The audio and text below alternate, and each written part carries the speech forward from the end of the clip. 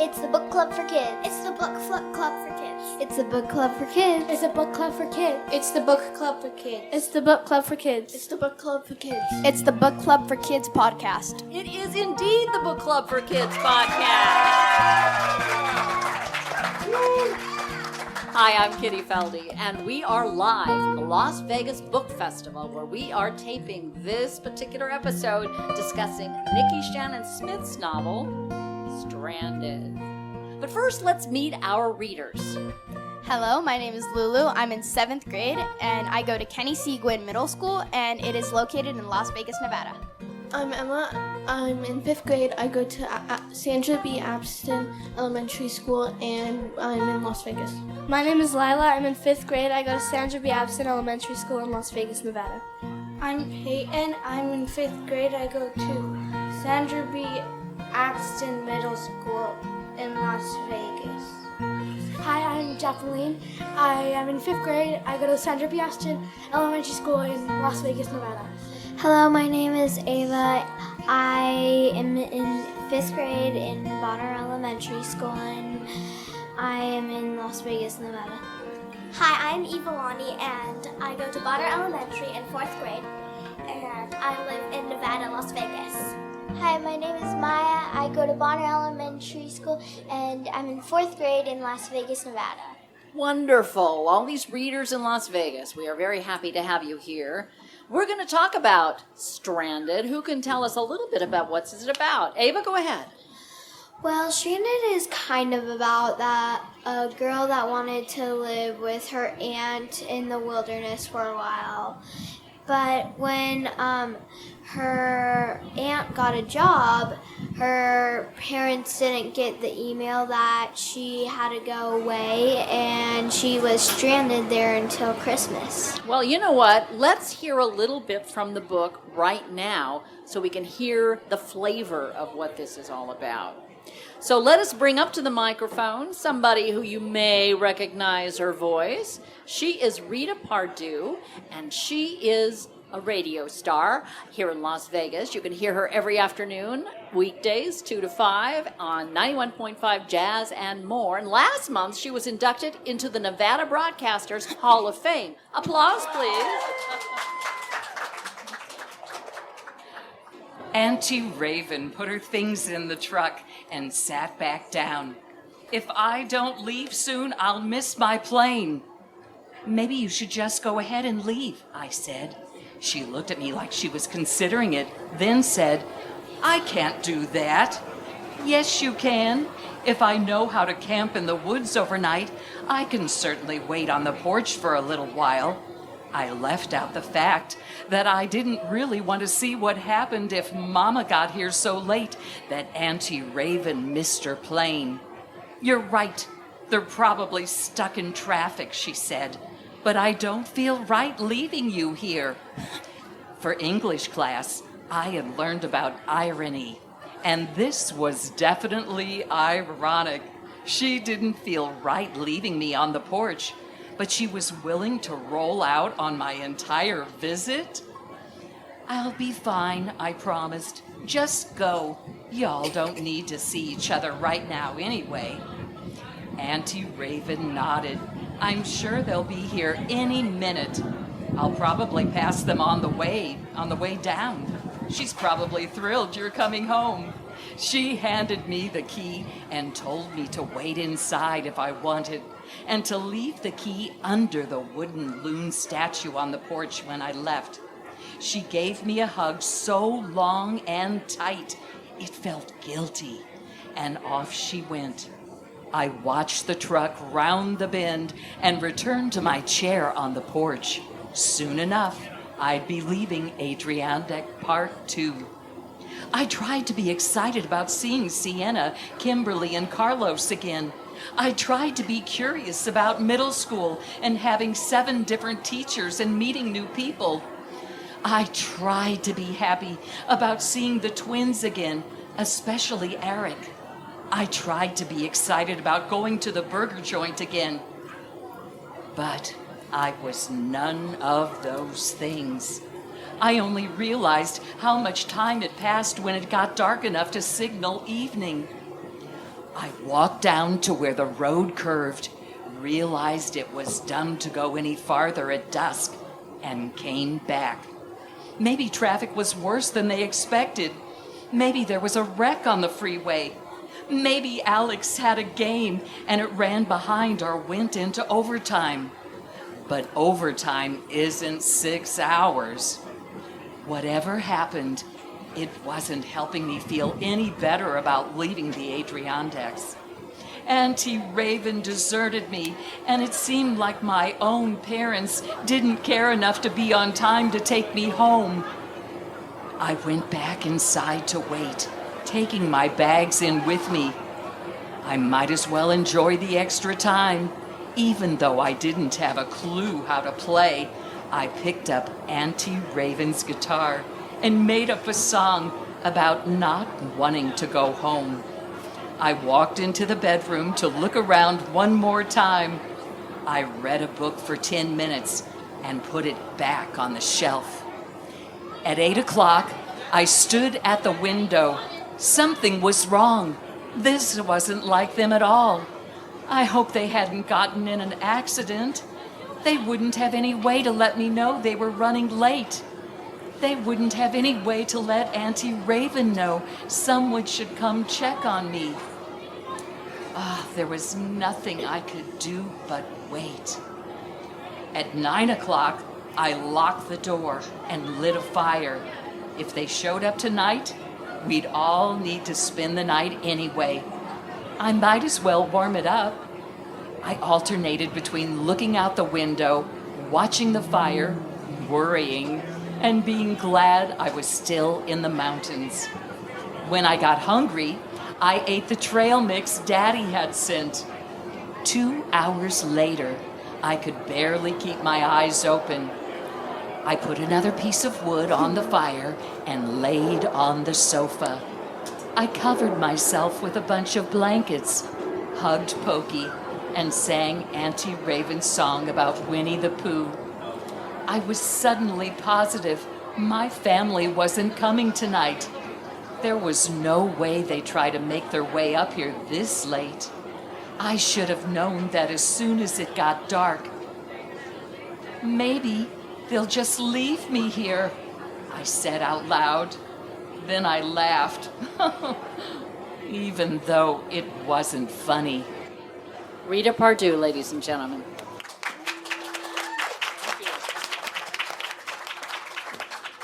So, tell us about this young woman, the main character. How would you describe her? Lulu, start us off. I think that Ava, in Stranded, I think she goes through an insane amount of character development. At the beginning, her only priority is trying to figure out what happened to her family, but eventually she's honestly accepting the fact that they're not coming, and she realizes why they aren't coming. I think Ava changes a lot throughout the book. Like in the beginning, she really wants to go into the wilderness, but at the end, she just wants to go home.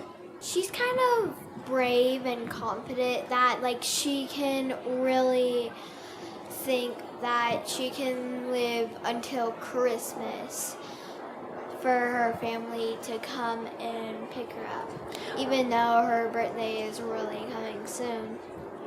Maya, describe some of the challenges she faces. She got stranded, so she has to face a lot of challenges to survive in the wilderness alone without her parents or anything.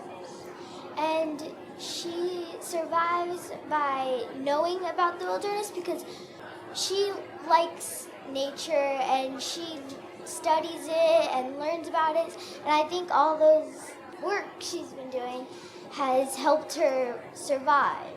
Jabeline, her family is from New York City, not a place I think of when I think about going out into the wilderness. Talk about the other people in her family. Like her brother and her twins are think she's crazy because she wants to go into the wilderness. So she really wants to go into the wilderness, but her brothers think she's weird, she's crazy, and she's really not like their family. The other characters are the parents, and there's an interesting relationship between her mom and Auntie Raven. Let's just go ahead, Lulu. You want to jump in? I think that the relationship between Aunt Raven and Ava's mom, it goes through multiple stages throughout the story, because in the beginning, the mom really didn't like voluntarily ever talk to Auntie Raven, and their relationship was kind of rough. But then like later on into the story, like especially after Ava gets like found by her parents at the end, and don't mean to spoil that, they were finally realizing that like there was a part in the story where like Ava, she was talking to her parents after they found her, and all Ava wanted to do was just mend Aunt Raven's and her mom's relationship so she can spend time with both of them, because she felt that there was like a very negative like kind of vibe between them, because they really never talked and they really did not like each other. And her mom didn't really talk like Auntie Raven, and neither did Auntie Raven really like the mom. Well, Ada feels very responsible for this breakup in the relationship. Tell me about that, Lila. What do you think we as kids feel that if something goes wrong with our parents that we're somehow responsible?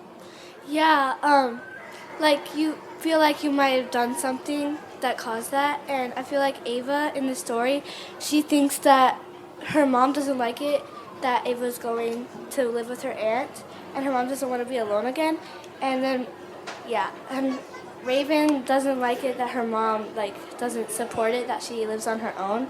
Do you guys ever feel responsible for something that happened? Yes, you're nodding, Javelin. Tell us about that. If my parents fight or something like that happens, I feel like I did something wrong, and I feel like I did it, and like they're responsible for that. Why do you think we feel that way? Because like when you're supposed to do something and they didn't do it, like you feel like you didn't tell them or something like that. Anybody else feel like? Yeah, go ahead, Lulu. I was gonna say that I think just seeing two people that we equally care about, like seeing them fight or like not like each other, we feel like that we, as being like between all that, we feel like that we need to do something to make it right, or we feel like we have like driven the wedge or something like that. Well, as we take a step back, if you see something and you realize, well, you know, my parents divorced, I don't think I did any, I feel guilty, but I didn't really do anything to break up the marriage. Why do you think we feel that way? I'd say it's because when you grow up, you get a lot of like more feelings in like life. So then sometimes you get a little emotional and you think sometimes it's your fault. You know, Ada's love of nature doesn't go down well with her friends. Is it brave of her to want something that her friends really aren't that interested in? You're nodding there, Emma. Well, it's brave of her to tell her friends, because some people are too scared to tell their friends what they're interested in because they're scared that their friends won't like it, or they're gonna think she's weird or something. But she's brave enough to tell them what she likes, what she's interested in, and not feel afraid. Are you guys brave enough to do things that maybe your friends think are dumb or stupid? Or you're nodding, yes. I think it's good if you do stuff that other people think is like weird, because it's good to like try new stuff, and if other people don't like it, that's fine because it's your opinion on stuff. Maybe sometimes it's just good that you like stuff because it makes you unique. What's unique about you? I wear glasses, and sometimes I just play around sometimes.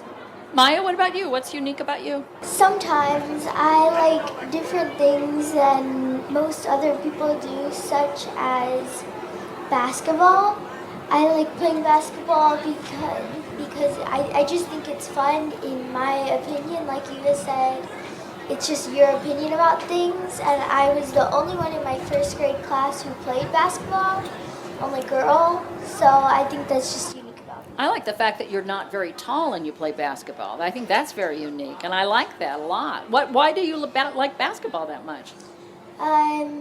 It's fun, and it helps me get my worries off and exercise, and it's fun to play with my teammates and like play games. I just think it's a very fun sport to play. Eva, what's unique about you? If if I had to choose what's unique about me, it's probably that usually I play a lot of sports, and usually girls don't really like to play sports most of the time. So I think that's what's unique about me. All right, we got two athletes down at that end of the table. What about you, Jacqueline? What's unique?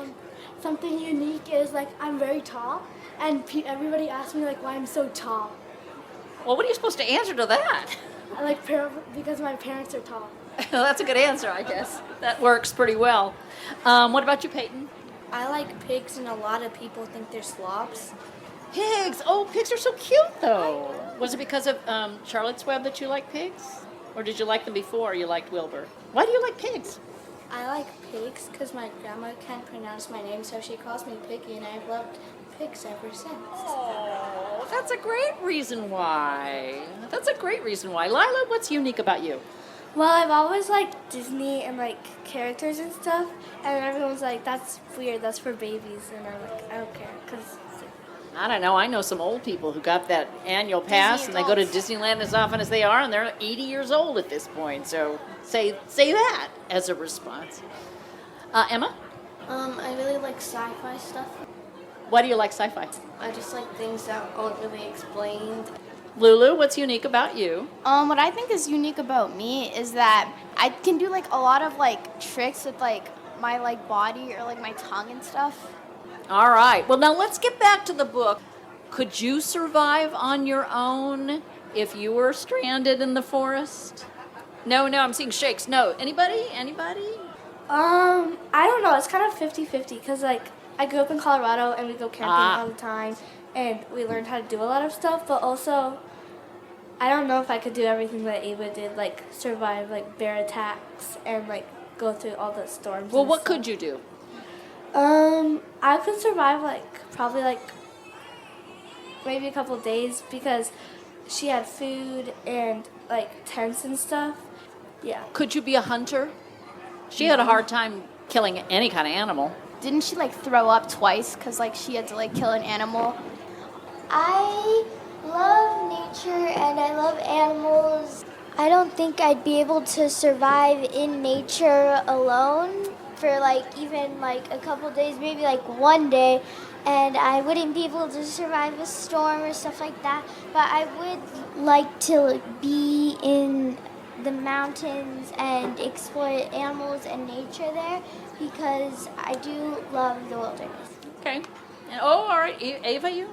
Yeah. Yeah, Ava wants to survive. I kind of like the wilderness because it's like kind of beautiful, and some things can be very beautiful, but some things can be really harsh. There's a lot of description in this book. Do you guys remember anything in particular that stuck out? A description of something in the woods or of a character that really sticks in your brain?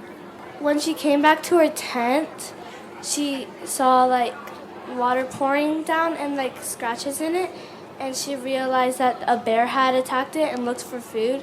A character that sticks out to me is Ronnie the dog because it keeps Ava happy and it makes her feel better. Ronnie is a good character because Ronnie knows like what's going on, and it's like a mini person. He's a character all his own. Well, I think it's time that we bring our writer upstage and let you guys put her on the hot seat. So think of some questions we're going to be asking. Would Nikki Shannon Smith please come to the microphone? Well, she can't come to the microphone because we've trapped her, so climbing over stuff. All right, let's welcome Nikki Shannon Smith as she mounts the stairs. Hello.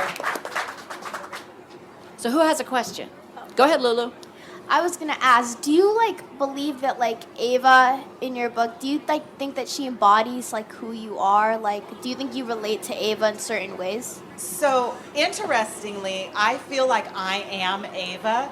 There were so many scenes where it was something that maybe happened to me, or I shared an emotion or a feeling with Ava. So I definitely identify, not just with Ava, I almost identify as Ava. My question is, what inspired you to write about such a nature-loving girl?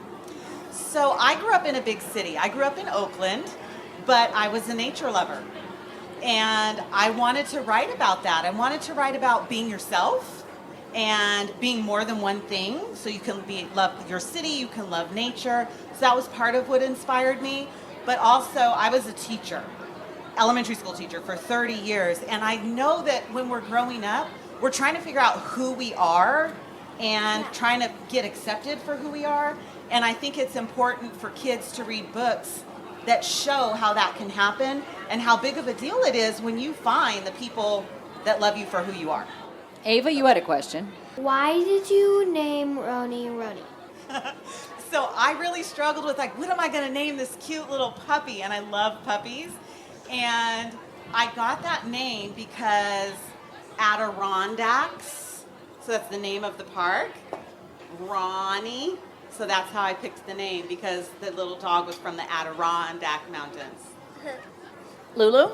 It's not really related to the book, but so you were an educator from, I think, kinder to 6th, right? Right. Yeah. So what do you think that is your favorite grade that you've ever taught? Ooh, you guys are going to ask me hard questions about favorites, I can tell. I loved every grade, to be honest with you, because each age has something special about it.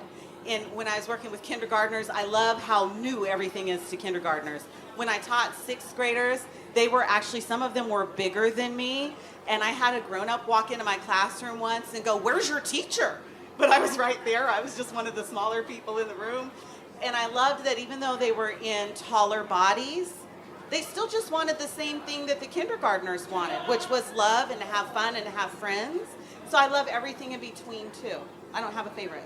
Jacqueline, go ahead. So you wrote many books, but which one would you say is your favorite? Which one is my favorite? Books are like children. So I think of my books as my book babies. And I love my children. I don't have as many children as I do books. But I love each one for a different reason. Right now, Stranded is my favorite one because I feel like it let me do something that I've never done in a book, which was put a lot of myself into the book. So it's my favorite right now. Peyton? What's your favorite part of the book? My favorite part of the book. This is kind of probably unexpected. I really liked the part where she found a food source that was unexpected. I'm trying not to give it away for the audience, but she found the opportunity to really kind of grub out, and I just felt so happy for her. Emma? Yeah. What was your idea to include Ronnie into the story? Why'd you make him? Ronnie came up a little bit by accident. I usually will have an outline or a plan, but then as I'm writing, new ideas come to me because I'm just thinking all the time.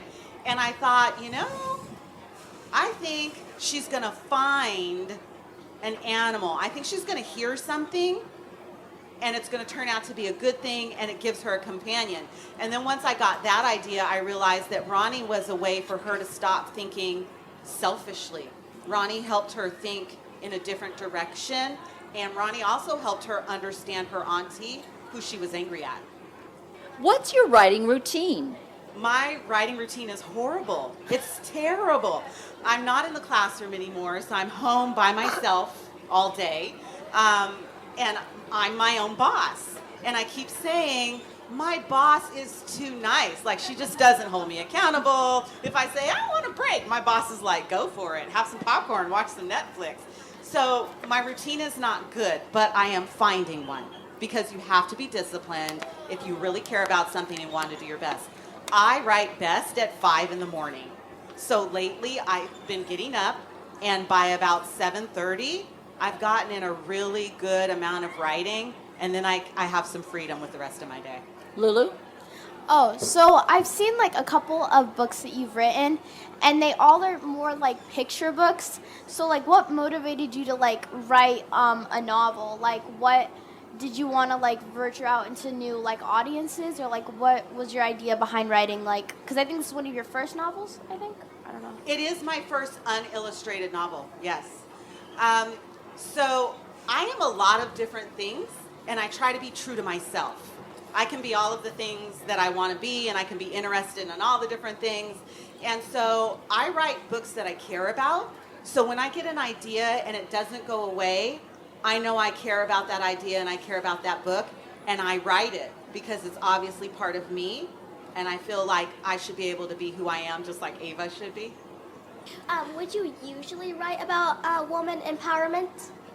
I love writing about woman empowerment. I think everybody has a strength and a power and an independence within them, and sometimes it's hard to bring it out. It either can be that you are afraid to be your full self, or it can be someone around you or the world around you telling you you cannot. So I love to write about examples of people who find a way to be their strongest, best self. Ava? What do you like to write on the most? Like, do you like to write on paper, or do you like to write on, like, type on the computer? I write on the computer most of the time because it keeps me from having to write the same thing twice, write it on paper and then put it into the computer. But when I get stuck, I move to somewhere else, a different location. If I'm in my office, I go to the kitchen, or sometimes I'll get in the bed and write, and I move to paper. Science says that the act of handwriting on paper and pencil uses a different part of your brain. So I do that, and it almost always gets me unstuck. It's like my brain just needed a different way to think about what I'm writing. Maya? When you were done writing the book, what did you think about the book? Thank you for asking that question. When I finish a book, almost any book I finish, the first thing that I think is, yay, I finished. And then the second thing I think is it good? And then the third thing I think of is, how can I make it better? With this book, towards the end, I actually cried a little bit. Whenever I cry while I'm writing, I know that I've gotten emotion into my book, and I was proud of that. Lulu? Oh, I was just gonna ask, do you have any plans to write more books in the future, or if you can disclose anything with us? Oh, I like that she said, if you can disclose it. Publishing is such a big secret. I have another middle grade novel coming out, and it is a dual timeline, dual point of view book that's part about the Titanic and part about the stock market crash, and the storylines come together. I have a book coming out. It's a little golden book about Prince. Yes, that Prince, the artist. So I'm super excited about that. And then I do have some non-disclosable forthcoming work. The woman's busy for saying she has no routine. My goodness. Well, let us thank our author, Nikki Shannon Smith. Thank you. We're going to ask you to hang out for just a minute because we have to ask everyone here at the panel the hardest question in the world. What is your favorite book and why? My favorite book is The Miraculous Journey of Edward Tulane by DiCamillo, because I think it tells a story about adventure and a girl losing something very important and very special, and it goes on from that thing that she's losing, someone else loses the exact same thing, and it's very sad sometimes, but then eventually, years later, and the girl finds what's most important and gets it back. I think my favorite book definitely is Stranded because it shows about a girl living in nature and she's very independent, and then eventually she develops over time because of all the work she's done and stuff like that. All right. Ava? My favorite book is Cleopatra in Space because it goes on a really good adventure, and she meets friends and she travels through time. The real Cleopatra, she travels to a different timeline in the future, and she has fun and she finds her way with her friends, and she goes to the hospital. But why do you like the book? Because it's really funny and Because you just described something that wasn't sounding funny at all. That's pretty funny. But it's a funny book. Okay, that's a good reason. Jacqueline? I really like the Harry Potter series. It's about like magic and like things that we couldn't do in real life, and it's really cool, and I really like it. Okay. Peyton? I like Wings of Fire because there's the dragon part's cool. I have to ask this because I have a problem with dragons because they breathe fire, and I wouldn't want to be around one because I don't like getting burned. So, I mean, what is it about dragons that people like? Probably their cool designs. That's a great answer. Thank you. And why do you like the books? I like them because there's some mystery in them. Lila? My favorite book is Battle Dragon City of Thieves. I never thought I liked fantasy until I read the book because it's like the real world and it's like dragons and stuff. And I like the part where they dragons. all These race dragons it are everywhere. and have like the scavenger hunt. Okay. All right. That means, Emma, it's up to you. My favorite book is Weird Kid. I really liked it because I don't really, I have a hard time sitting down and just, focusing on something, but it got me, really interested because it was about this boy who was an alien, and he just had to blend in. And one of my favorite parts is when it mentioned when he smiled ear to ear, Literally. Yikes. All right, Lulu.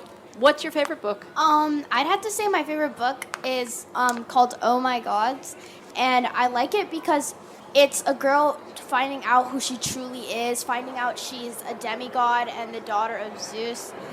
I like it because it has a lot of character development, and the plot line always makes you want to keep reading, and it brings up a bunch of topics that a lot of teenagers do deal with, like confusion on who they really are and trying to find themselves. Okay, good. All right, your turn, Nikki Shannon Smith. What's your favorite book? So my favorite book is Roots by Alex Haley.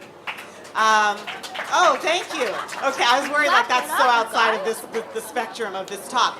But the reason is Alex Haley broke barriers. He wrote about a topic people were afraid to write about. It was made into really the first miniseries of its kind.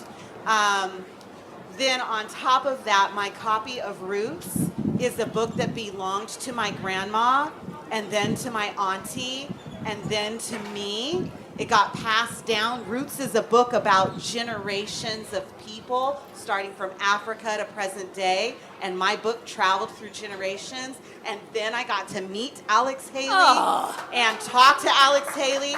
By the time I met him, this copy clutched in my sweaty little 25-year-old hand had no cover on it. And I was horrified. And Mr. Haley, I'm so sorry.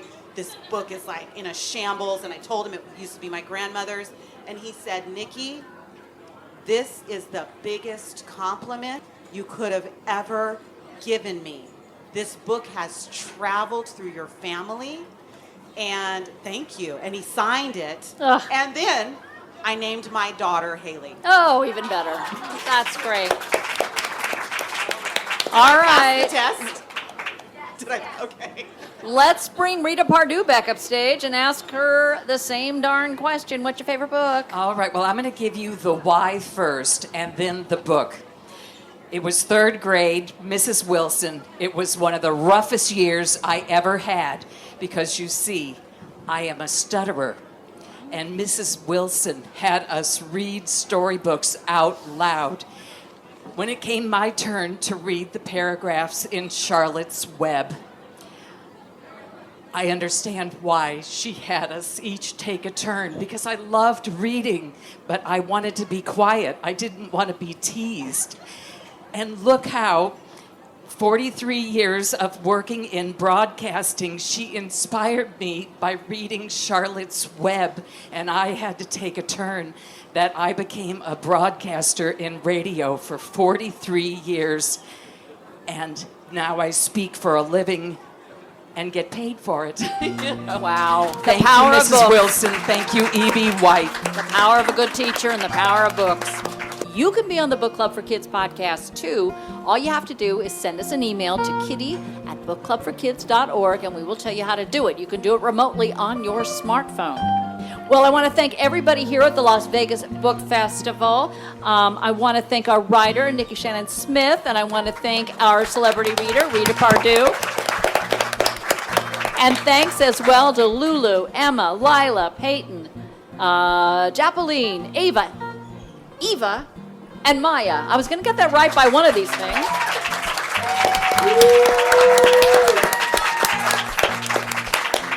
Thank you, Las Vegas. I'm Kitty Felde. Thanks so much for listening.